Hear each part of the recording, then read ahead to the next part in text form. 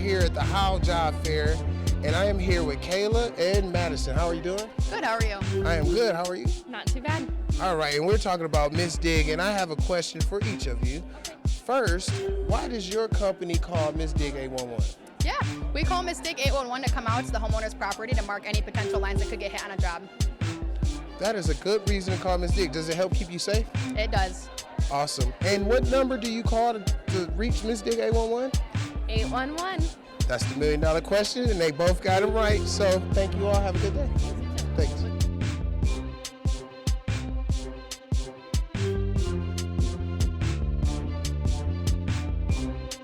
Thank you for watching Miss Dig's What's the 811? Remember, always be smart, be safe, and call Miss Dig 811 before you dig.